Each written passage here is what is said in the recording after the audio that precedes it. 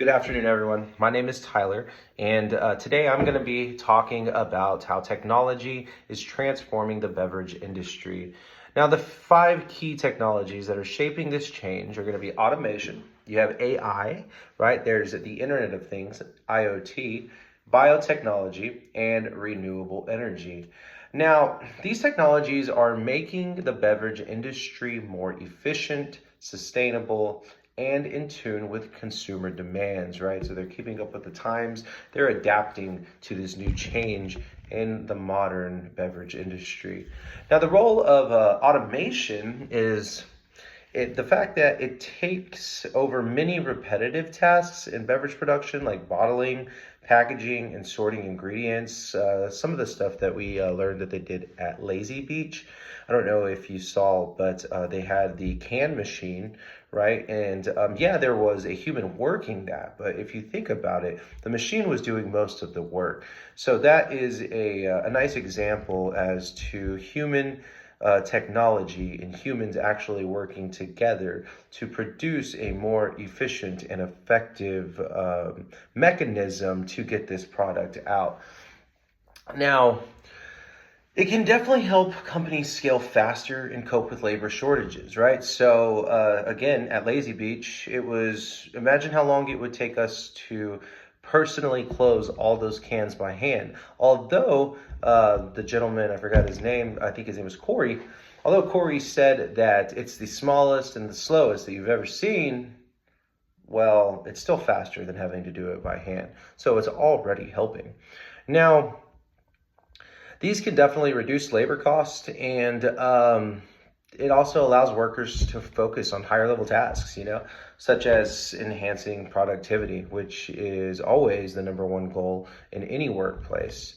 Now, artificial intelligence, on the other hand, it analyzes vast amounts of data to make smarter business decisions. So what happens is AI can predict trends, it can optimize production schedules, and it can improve development, right? So for example, AI can analyze consumer data to predict future beverage preferences, helping companies stay ahead of the competition. So I actually got to work with with something like this whenever I was managing the hotel. It was called the CRM. It was our CRS, our Central Reservation System, and we were able to forecast our future. We were able to look at our past, right? What we did this time last year, what we did this time last week, what we did this time yesterday.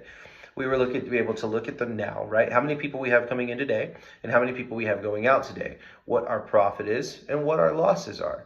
And then we were also able to see that for the future as well. So what it would do is it would forecast what we are predicted to do, what we are predicted to make, and also what our competition is predicted to do, what they're predicted to make, and how many heads and beds they get, and that sort of thing, right? So that is essentially what this is here, except it's AI generated, which that was as well. But we could use it in the beverage industry. We could use it in terms of inventory. We could use it in terms of data collection. We could use it in terms of statistics, right? How many beers am I selling on this night versus this night? So now I need to know how to plan for next week. So that is how AI could help us in that sense. It could help us with our planning and maybe take a little bit of the load off of Beverage Manager. So with that being said, it can definitely, in simple terms, it could make the industry more consumer focused and agile. Now you have the Internet of Things, IoT. So that is the Internet of Things connects devices to monitor and control systems in real time. Now, the impact that it has on production and distribution is that it helps businesses track equipment performance, monitor inventory, and oversee shipments to ensure products are delivered on time and in top condition. Now, it improves product quality by preventing issues like temperature fluctuations that could affect the beverage. If you think of it, the Internet of Things essentially is an operations manager, right? But we're not having to pay them a salary. We're not having to pay them insurance. We're not having to pay their leave. We're not having to pay their vacation, right? It's the Internet of Things. Now you have biotechnology. So biotechnology is helping create healthier, sustainable ingredients for beverages. Now, not only is this being used in the beverage industry, this is being used in every industry, especially our industries, the hospitality, culinary, pastry, and baking industry, right? So in the hospitality industry, you see it a lot in hotels. They may ask you to reuse your towels. They may ask you to turn your lights off when you leave the room. They may ask you to bring your towels down to the front desk if you do want new towels. So that way we cut back on labor costs with our housekeepers. And we use less towels, we use less water, right? So let's think of that in terms of the beverage industry. So maybe we could create advances in fermentation and plant-based alternatives that are changing the ingredients used in our drinks, such as they're doing in the culinary world, right? They're using plant-based items to make burgers. They're using it to make all sorts of things, and they're even starting to 3D print food, which is a little scary if you ask me. Now, it can align with consumer demand for healthier, eco-friendly options. All right, there's a fad going on right now where everybody is trying to do their part, and that's not a bad thing at all. So I definitely see more of a trend of people following sustainability and using biotechnology within their fields. And the way that we could do it is in our ingredients. It can even improve taste. It can definitely improve nutrition and 100% improve sustainability. Now, to conclude, well, not quite conclude, right? To bring us to our last topic is renewable energy in the beverage production. So renewable energy in context of beverage production is when beverage companies are increasingly turning to renewable energy sources like solar power, wind power, and they're doing this so that way they can reduce their environmental impact, right? They're still being sustainable. This is just another branch of it. So this helps companies cut energy costs and appeal to eco-conscious consumers, right? There's that word again, eco-conscious. Now, the broader importance of sustainability in the modern marketplace and how consumers are increasingly favoring green companies is very important, right? Because if you don't adapt to these changes that society is adapting to, then you're going to be left behind. You're going to be left with your regulars on a bar stool, and you're not going to be having any new clientele come in. So if you do something sustainable, then that would definitely, like, think of Austin, right? Imagine if you had a completely eco-friendly biotechnology sustainable bar right off of Congress, and that was your marketing tactic, is you used all of that sustainability that you're using to offer it, right? You used it to let your consumer know that you're doing this. Then you're going to attract a certain clientele. That clientele is obviously going to be sustainability forward. They're going to be eco-friendly, and it can help you grow.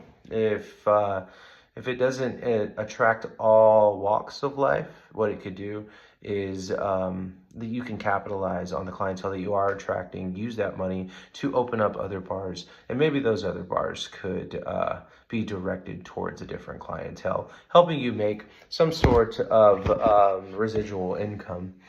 And some of the potential challenges and considerations, right, which you have to have with everything, with every up, there is a down. So the downside of automation is, although it brings efficiency, it also raises concern about job displacement, right? And AI. Are they going to take our jobs? Are robots going to take our jobs? There is a video that I will try to post that Palakis has, where they're at the Hilton, or they're at some hotel, and there's a dinosaur, an animatronic dinosaur working the desk, and it is so weird, super awkward. But it's beginning to happen, right? And then there's also a Marriott that they use a lot of automated robots to help with bags, and as like a bellhop almost. It's an automated bellhop with supervision, of course. So some of the solutions, though, is that companies should focus on training employees to work alongside these new technologies, such as Marriott did, rather than replacing them entirely, right? Such as Elon Musk is kind of doing. Now, the blockchains could also play a significant role in the future by providing like transparency in beverage production. What this would do is it would let your consumers track where their drinks are coming from. Now, in summary, automation, AI, biotechnology, and renewable energy are all reshaping the beverage industry. It's making it more effective, more sustainable, and consumer focused.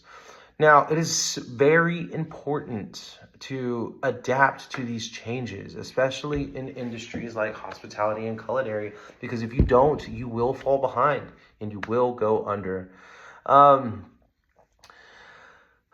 so what do you think, guys? I mean, will automation create more job opportunities or will it replace jobs altogether?